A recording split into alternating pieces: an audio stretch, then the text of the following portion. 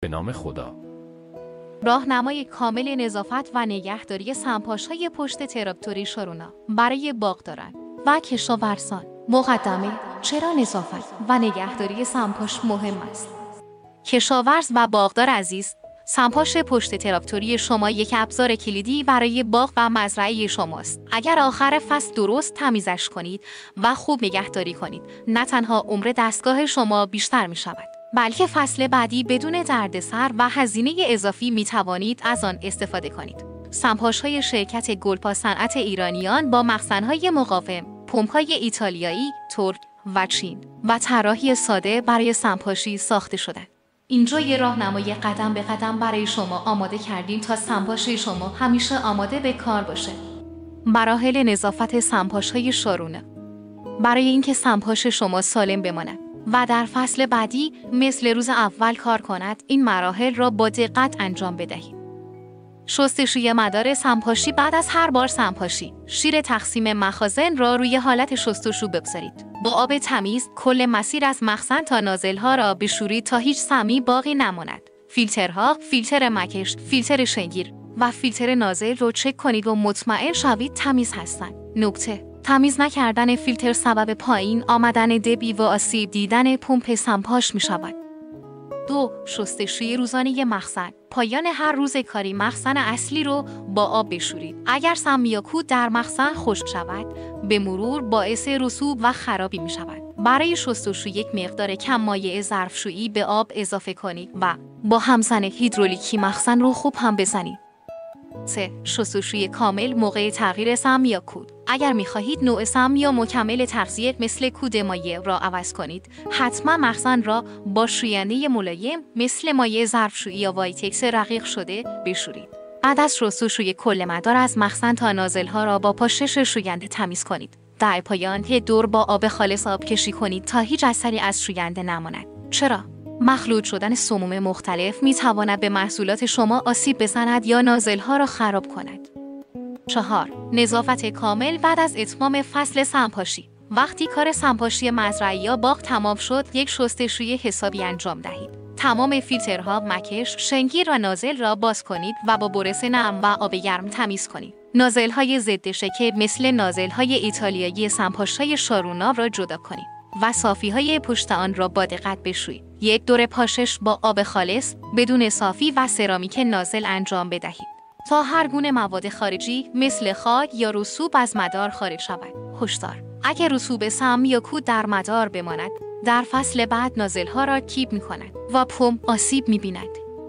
5. خشک کردن کامل دستگاه. بعد از شستشو همه قطعات مخزن، شیلنگ‌ها، بوم‌ها و فن‌های توربینی را با پارچه تمیز خشک کنید. در پوش مخزن را باز بگذارید تا رطوبت کامل تبخیر شود و از زنگ زدگی جلوگیری شود. آماده سازی سمپاش برای انبار کردن. برای اینکه سمپاش‌های شارونا در فصل استراحت، پاییز و زمستان سالم بماند، این کارها را انجام بدهید.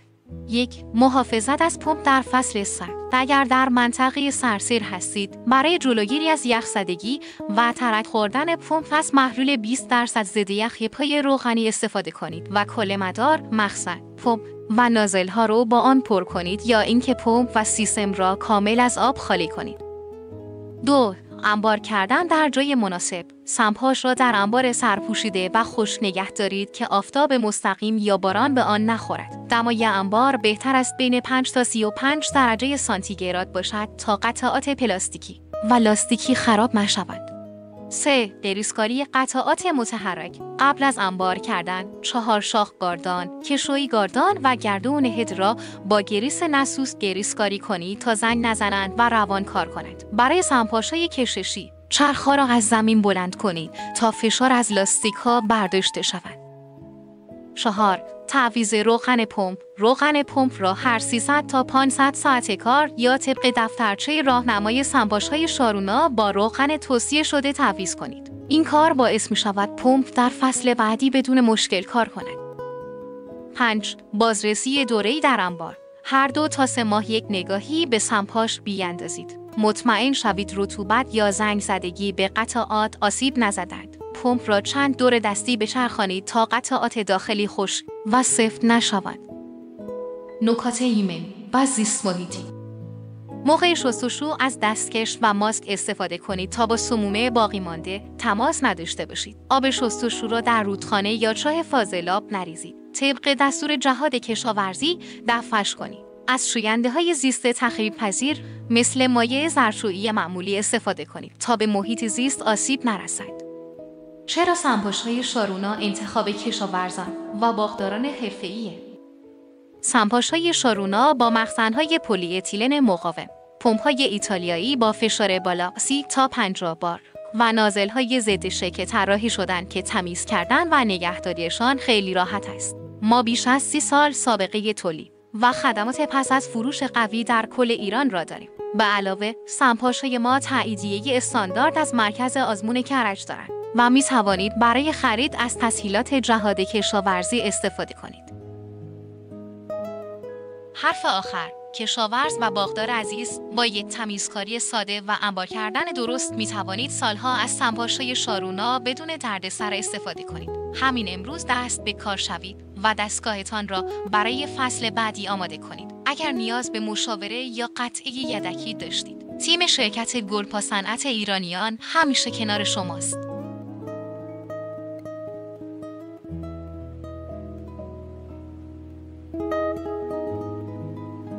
شارونا